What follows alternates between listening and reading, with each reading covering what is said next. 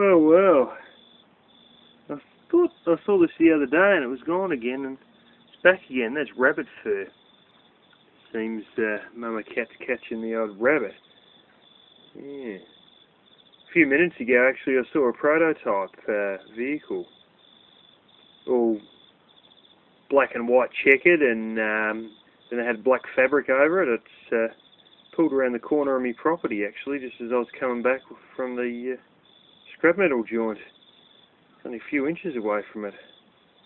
Had caution left-hand drive stuck on the back window, and I've got a feeling it may have been a Mustang, because they're bringing a Mustang out over here soon. That apparently is actually made in the States, and they're bringing it out. But they still test the ones, even the ones they import, and it's not uncommon to see prototypes around here, because we're in the area that deals with the auto industry. I remember once, when I was truck driving, I went from one town to another and followed a prototype pretty much the whole way, and I saw this prototype around lots of times, and it turned out to be, well, the Ford Ranger, which is like the light truck, or as we call it, a ute. It's 4x4, and you know, of course, you see them everywhere now, but yeah, it's just quite surprising to see one so close to home, because it's a little bit out of their realm, them pulling around the corner of my property going back towards my parents' place. But, well, years ago there was another one when I done my apprenticeship, and it drove right past me, and I was on like a 2-lane road, and I thought, stuff this, I'm going to get a good look at it. So I flew him and started accelerating and sort of, you know, tried to get up behind him, and he realised I was sort of chasing him, and he bloody stood on the accelerator, and by hell, where's he going? Like, you know, I was trying to get near him, you know, and he realised, and he was flaming, he was off, you know, and they sort of, they don't like being seen, but, you know, it would have been pointless for me to pull a blooming camera out at the time he's pulling around, because, you know, it was only a few seconds, and of course these things all cameras take a couple of seconds to get rolling, and you know, he would have been behind me sort of thing anyways. He's talking, Grey Kitty. Careful you put those claws, Grey Kitty. Chew the wood, but don't chew the wires, that may be game over. Can't you have a stick there? Funny how we're playing. Yeah, got this thing I'm not liking too much about, trying to stick the head up in the battery box and hide. It's all just a way of hiding from each other, I think.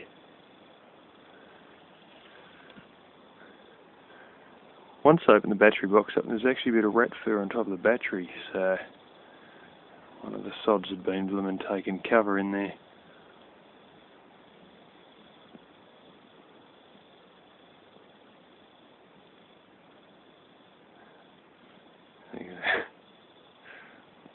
Spent a lot of the day play fighting. By hell, they're active when they do it. A little grey kitty there almost went up the little tree. Right there. Yeah, careful on the glass, Diddums.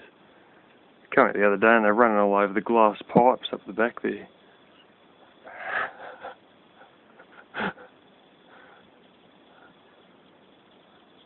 You'll get him, grey kitty.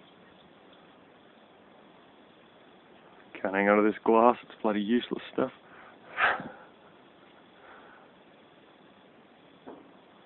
Don't worry, it's all reamed edge stuff, it's all blooming chamfered. Most of it's actually come out of window panes, or I don't know, my uncle had heaps of blooming glass, and that's the majority of what I bothered keeping. There's still a bit more I've got to move.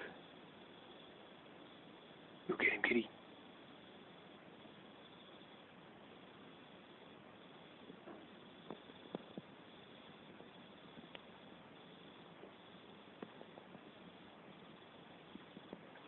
How you doing, puss? Hey? Meowing at me again, are you? Hey?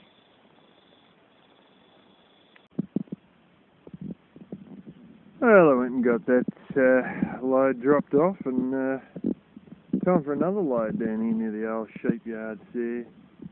The stuff stacked up. The sun's just come up a little while ago, and yeah, I've basically got that done. I neglected to sort of fully finish that one, but that doesn't matter. There's only like 2 sheets of iron on it anyway, so I might get that at a later date. I've got to get going and get all this blooming sheet metal out of here and all the big gangles of wire, and then I'll make that one load. I don't really think, once I get the wire in, I'm not going to unload the wire to put a few more bits of sheet metal in to reload it again. It's just crap. I'll just do a separate load with what's left at the house. So anyways, yeah, I've got to come back down and pick up some of this bed of wood and break up a few of the pallets that are over there still. And like I said, I'm probably going to get those sheets on the ramp there, and a bit more good wood in there, and then get all the crap wood and sling it against the box on. There's a great big bit of completely flat sheet metal down there too, which I want, which I sort of can use to make up other stuff. I always like finding sheet metal that's actually flat from the get-go, not a whole heap of, you know, not just corrugated that the sheep have been walking over and have made it flat, because yeah, it's good to use proper flat sheet metal when you're making things, because if it's old corrugated iron that's been flattened out by sheep walking over it, it's usually as weak as piss. Anyway, there's going to be a good blooming bunch of posts. These are quite alright posts. There's some of them that they still actually retained the blooming black paint from when they were new, which is pretty surprising. Oh, yeah. I think it was built new in the 80s, because the bloke who got the oven off remembers it, and I told him I'd demolish this, and he, I said it was, you know, just completely crap and ready for demolition, and he said, well, when it was made new in the mid-80s, it was ready for bloody demolition anyway. So, anyway, yeah, in the winter I might come down and play choppity chop outs with the rest of the, oh God, my, look how loose that is. But in the winter I might come down and chop the rest of these out with the cordless angle grinder. Maybe the reciprocating saw with the hacksaw bit in it. Anyway, we better get rolling. There's a huntsman. He's a bit more than juvenile, I suppose. That's the size of him there. I used to have one of those live in my old orange wagon. You'd be driving along. He sort of was in the door seal, and he'd walk out of the door seal over the windscreen in front of you as you're driving at night. He'd be like, oh, ooh. But he was like bloody huge, down near double the size of this one.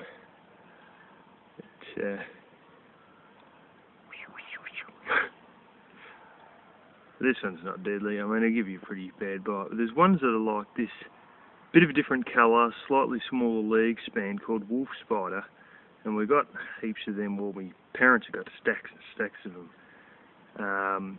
And they're apparently the spider with some of the best sight in the world, if not the best sight. And they sort of look like this, but they're more brown, and they've got like more detailed patterning. And as I said, the legs are probably only about as wide as his back legs, I suppose. But this little critter never builds a nest. He's got a mite on him too, I can see on one of his legs there. He never builds a nest. That's why he's called a huntsman, because he actually hunts his prey by stalking it and grabbing it. But, he's no big deal. I mean, you know, he's big enough size. But nothing I'm going to be worried about. He'll walk off, or I'll shake him off. How's this for something to kick out of the grass? Look at the friggin' thing. I don't know what this is off. It's blowing freaking teeth off the damn thing and everything. Sometimes you got things like this and you used him as weights in the way he hooked up his fence or whatever, if you needed a bit of something to be held down that was trying to spring up, he'd go and just put a bit of wire through the middle of a cog and sort of give it a bit of weight. But it's obviously crack, but it's just bizarre, you know. You always find bits in the grass, and I've sort of got a very good sense in my feet. If I kick against a bit of wire, I can sort of feel the twang of the wire, and then I look down, and sure as eggs, my foot would have brushed against some wire. And of course you hit things like this and it's like kicking a rock, but you just sort of see it move, and you know, how about blooming 19 times out of 20 it's not a rock.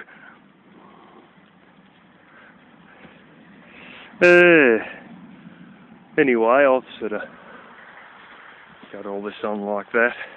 What I usually end up doing now is just throw coils of wire, and the weight of the wire I'll actually keep the rest down. I mean, it's not that far above the actual height of the trailer anyway, probably only, I don't know, 6-9 inches, and as a result, anything that's, you know, over that point will catch wind, but anything under won't. And then if you have enough wire and it's sort of on a tapered thing, I put a bit more in the back than I did in the front, and it gives it a taper, and then you sort of fine, and the coils of wire will hold down anyway. Alrighty, my charge controller on my house system did have a desulphator on it that would actually desulphate your batteries.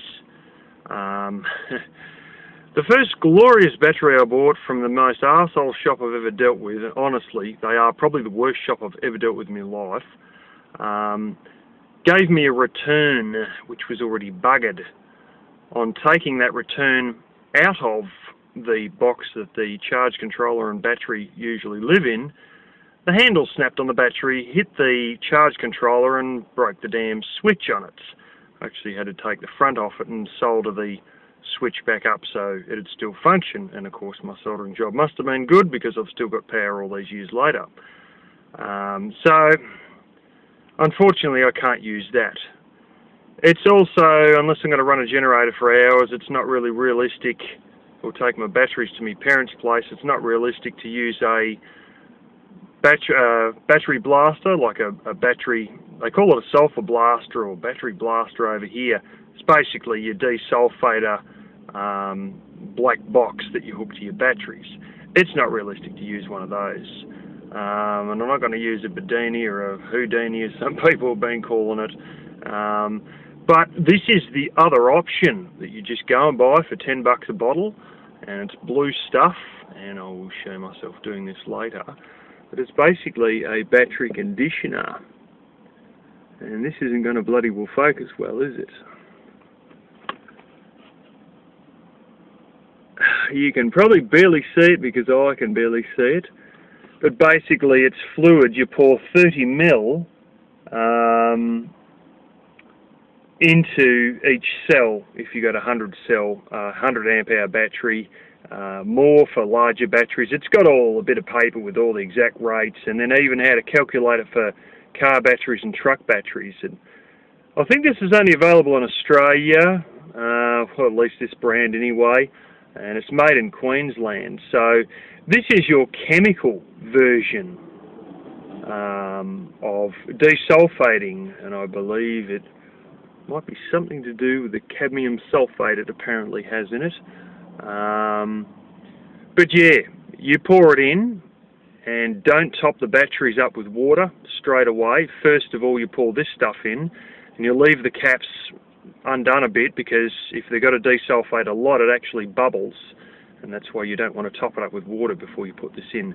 And then after a few charges, like about, I don't know, 3-4 charges, there'll be no more bubbling, and then you can top it up with water back to the proper level that it's supposed to be at.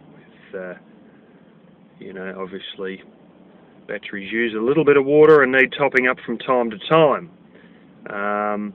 So yeah, I'm going to go whack this in this weekend, but I just bought it now while I'm in here doing scrap metal, and he unloaded me very quickly because he was unloading it with a magnet today, so we got out of there real quick, and yeah.